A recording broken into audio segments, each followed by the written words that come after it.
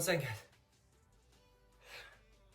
I'm out of shape, guys. That little sprint from my Jeep back up here, that's pretty rough.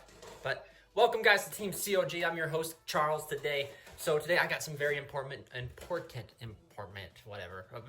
news for you guys. Today, should I tell you guys the best news, or should I just tell you guys like the second news?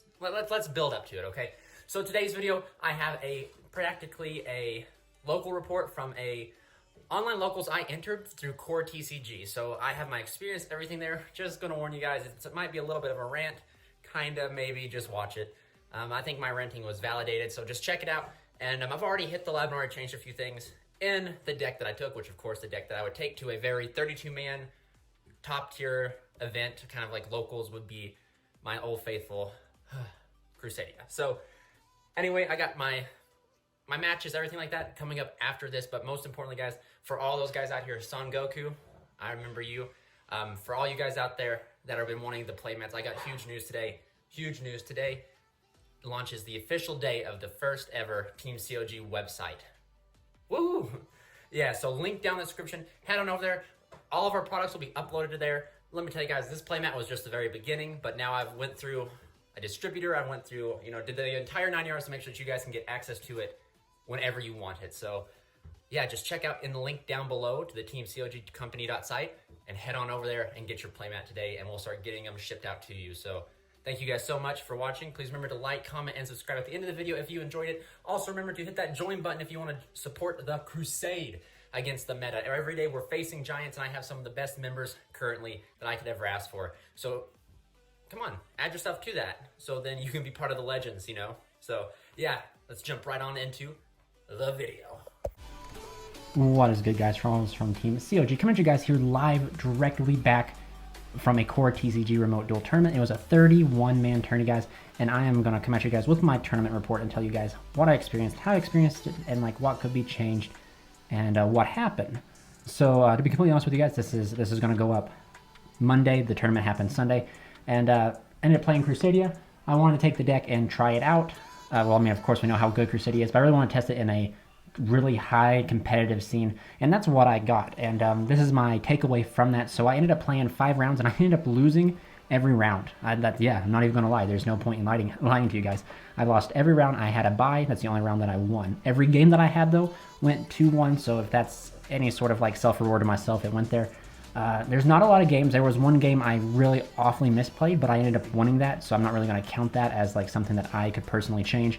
Overall, the deck performed remarkable when it was able to play. The rest of it was just bad hands, like statistically, like hands that you shouldn't get that you got, but then you had to play with it. So like I played, round 1 was Dragon Link, round 2 was the bye, round 3 was Dragon Link, round 4 was Orcust, and round 5 was Dragon Link. So the Orcust match was actually one of the best matches I've ever had, and I'm gonna try and see if I can get that up for you guys. If I can't, I'm gonna do my best to try and get it edited and put it up so you guys can see it. It was really good. However, there is a little part at the end where he ends up it's a huge player part to me. He ends up summoning the Dragoon in a zone that my Regulix points to, and he decides to attack with it. And he doesn't decide to attack. He gets ready to attack, and I make the comment that he can't, and then he uses the excuse that he was meant to put it somewhere else, but with all the rushing because of time rules and everything. So me being a nice guy, I let him, I'm not going to be a card shark like that, my man. I hope that people are honest, and if he actually forgot, he would have been honest and said, yeah, I forgot, that's my loss. But for the most part, guys, the deck just performed very well. All my starting hands, when and then also I lost almost every dice roll too, so that, that isn't like really good. Actually, to be honest with you guys, my last round, a guy had me roll the dice for him, and I rolled myself a 3, and I rolled him a 9. So like I rolled better for the other guy than I did myself. But for the most part, guys, my hands going like first, like all my starting hands were so good. Like every hand had the ability to play through Gamma. Every hand had the ability to play through Ogre, Impermanence. It's just I wasn't able to go for it first, and I actually got locked out of my extra deck by the Buster Whelp. All the games, to be honest with you, every game, it wasn't that I lost to Savage or Herald. I lost because I couldn't even play the game. And that's kind of like, maybe this is like a rant video. I don't really like to rant, but playing against the Dragon Link so much really revealed to me that LP's really not the problem in the deck. Like LP, as good as LP is, and as people might say it's a problem, that's really not the problem. LP didn't help me. LP had nothing to do with me not playing the game. It was the Christian Halafibrax getting the smoke grenade that ripped hand knowledge. It was the Union Carrier equipping the Buster Whelp that allowed me not to play the game. And the only thing that I can say, that I can tell you guys, is outside of just like, you know, like I lost to my opponent opening the nuts. However, I do want to talk about something real quick. This little package here is actually performed super well. So I'm calling this little World Legacy package. I'm incorporating in my deck. And this right here would normally be 2 Chaos Valkyries. However, in this case, I chose to play World Legacy World Chalice and World Legacy World Crown. And twice in the tournament did World Chalice come up because I was able to set up the board. Gamecill touched down only like a few of the games. And yes, we are playing Gamecill in this build. Viewing what I did and now seeing it firsthand, going back to the Gamecill variant was the correct choice. Because yes, like the boards that people are like Dragon Link can construct, Dragon Link can play through 3 interruptions, so you have to. And I'm saying, like, I mean, I'm talking yes, they can. My entire game 2 round 1, when I went first going second, it was the full thing. It was Equimax, Rafflesia, Gamecill, and he still almost pushed through it. So Dragon Link is no joke, but I think that, you know, just my opinion, it's not LP. It needs to be something more core to the deck core itself needs to be hit. But I decided to play this right here, and the theory behind this was on some subpar hands when you can't get to Gamecill, you can end on like IP, and then most of the time it'll always be Rafflesia because you'll open Paralytic Seed and then stop it. So this is like here will be your this right here will be your opening board, and what you do is you fire off the Rafflesia. Excuse me, sorry guys. Since this is live, you have a crawler set. You probably are fired off the crawler, and when you fire off the crawler, you grab yourself Chalice, and you negate something with Equimax. You then use Rafflesia's effect. You negate something from the hand or grave or burn for 2,000. You can use Masquerade's effect. Go here, and then go into Unicorn, and then you pitch the Chalice from your hand, and then you shuffle something back, and then during your turn, you banish the Chalice to then search your Succession, your Guard Dragon, your Crown.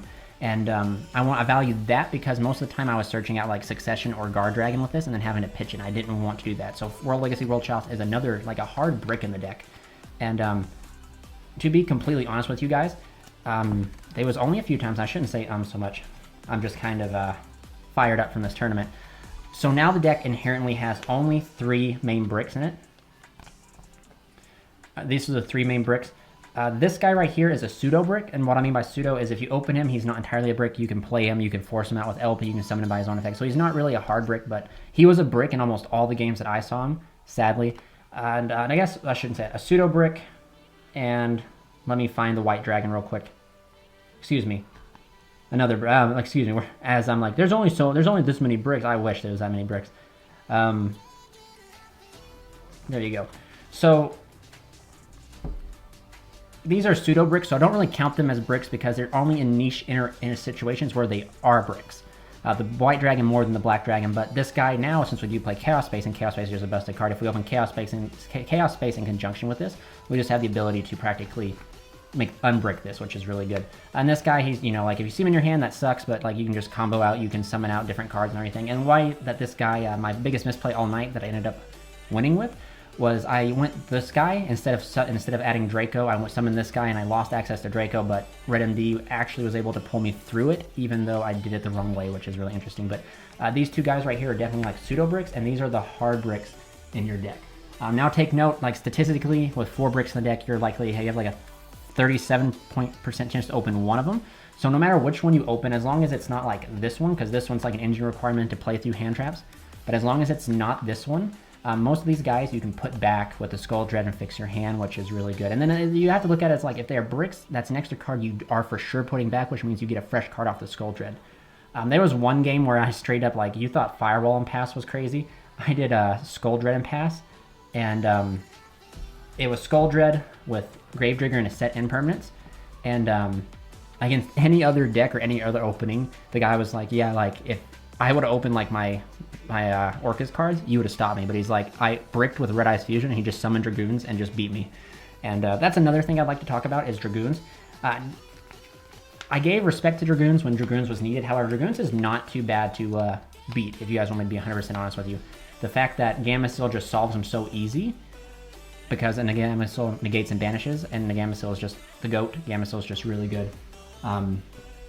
It's pretty good, but there's actually a niche interaction during the tournament that I'll show you real quick that happened. I fired off the Crawler, and I got that, but I actually had to force. I played through Gamma this way, and I got to Avermax. So this right here was my hand, or my ending board. He had Dragoons, a Gearsu, and a Anaconda. So pressure was on for sure. There was a lot of pressure. If I messed up this play, I was not going to be able to win. I knew that the Avermax, thanks to Crown, was going to be able to out one of the cards, but there was still the Gearsu. I couldn't out anything because Gearsu would protect, and I don't remember if Gearsu protects from battle or destruction, but Gearsu protects. So with this guy being my ace card, knowing that this guy can respond to the Dragoon, I decided to link down my Avermax and go for it. But prior to that turn, I got hit with a D-Shifter. A D-Shifter, guys. Like, come on. That's ridiculous. But D-Shifter does some work. D-Shifter is like a total powerful card that I'm surprised, that really hurts the strategy. But I was able to get to this with like a power and your boy hard open Crawler. Power and Crawler got me this. He had to battle Avermax, and since Avermax was protected under power, whatever he crashed into Avermax was going to, they were going to eat 3,000 no matter what, because whatever he had couldn't respond to it. So by summoning this and then drawing into Maximus, it really could have been any extender, and just having like the Crown be the choke point was really awesome. I'm really happy that that interaction came up. So I might continue to play this little Small World Legacy package, just to have access to Crown as an extender and the World Legacy World Chalice as the free real estate for IP. Because IPs, in theory, was supposed to come up and make like my Avermax or my Echomax undestroyable to hopefully allow me to play through my opponent smacking down a Dragoon on me. But outside of that, guys, there was actually one game where I sided in the Rock and everything. I guess that's something we can talk about, my side deck for this locals. I sided in the Rock, and this is actually quite crazy. This was straight up, I ended up winning this one. I had to build up my board. Excuse me, no, I lost this one. I won one dice rolls against Orcust. What did he do? He gammed me, and my hand was weak, so I ended up just saying okay, and then he just summoned out the, no, excuse me, I'm sorry guys. I was where I summoned the Skull Dread, set 2 and pass, and then he just Red Eyes Fusion, GG. Next game's when he Dark Rollered me, he D-Shifted me, and then I proceeded to make Avermax and win. And then the next game, I didn't open any Crusadias, so I straight up had to link climb using IP to get into Echomax, and then I had to downgrade Echomax into a Magius to climb up to a Skull Dread. I established a Gamma Seal with a Skull Dread, and then I decided to plow my counters on, so like I hard open Red MD that game as well, which was awful, but Red MD to end up making a Regulex because I banished the Skull Dread, summon Red MD to bring back Draco, Red MD, make Regulex, and then he just was able to outplay the counters, and then he summoned the Dragoons in a zone that Regulex pointed to, and you know, arguably I should have been a little bit more firm with that, but I digress. You know, I'm not a scummy player. I'm not going to hold it to him. But anyway, I'll go ahead and show through my side deck and tell you guys what I would change real quick. Cosmic Cyclones. Cosmic Cyclones I didn't put in enough because for some reason I was like, oh, this player ain't gonna whelp block me. They're respectable. They were not respectable. So Cyclones are a card that I would keep in that need to go in way more for sure. One red reboot because I feared the set 5 and pass. One Pranker Tops to kind of go second with. I never put this in. I never saw a need to. 3 Lancias. Lancia was actually super powerful. And actually, I totally just remember now. Let me hit you with my matchups better. My round 1 was Dino. Round 2 was Bi. Round 3 was Dragon Link. Round 4 was Orcus. Round 5 was Dragon Link. There we go. Lancia was clutch against the Dino matchup. However, again, the deck, it's like, riddle me this, guys. Riddle me this. A deck with 15 starters Don't see a single one. All I see is Lancey and a bunch of spells, and I can't play the game, so my Lancey was in vain, which was stupid. But as we here guys know, Team COG, statistics is not on my side. Statistically, you should never see some cards, and statistically, you should always see some cards, and I go against both those odds. I always see the cards I shouldn't, I never see the cards I need to, or I should see, but Dark Ruler no more. So this card, and one Crusadia Revival. So this card was very interesting. I really think I might cut this for more hand traps because this card will just get sniped. The fact that Dragon Link has access to Smoke Grenade, and same with Infernobles, they have access to Smoke Grenade, and then, you know, like, they're gonna get to see your hand, you know, they're gonna rip this card for sure. The only thing that makes this card good is if you top deck it, and at that point you don't want to be putting your chance on top decking. You'd much rather have a hand trap that you can smack down to respond.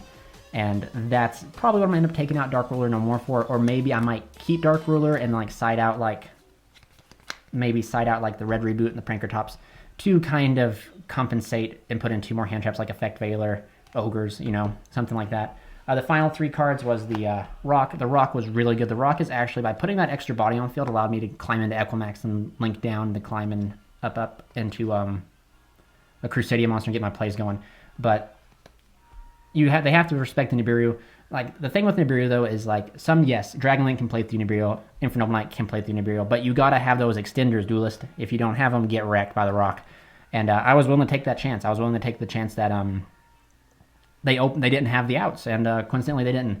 So, overall, playing in a higher tier event, definitely like this, really opened my eyes to a few things with the side deck, and that is I definitely need to play more hand traps in the side deck. There's not really a lot of space in the main deck to play hand traps unless you want to cut some particular engine pieces.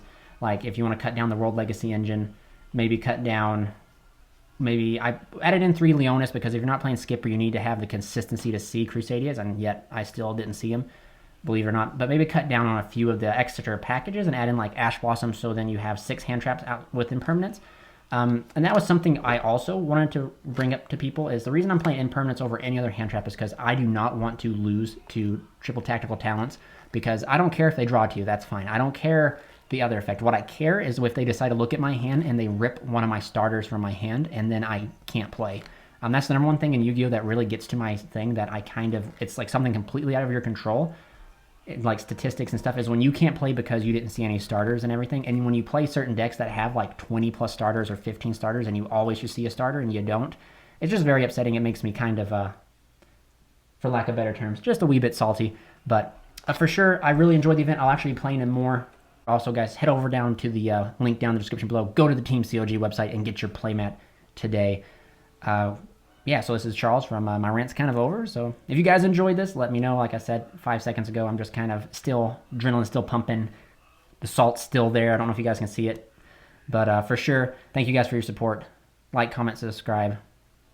See you guys in the next one.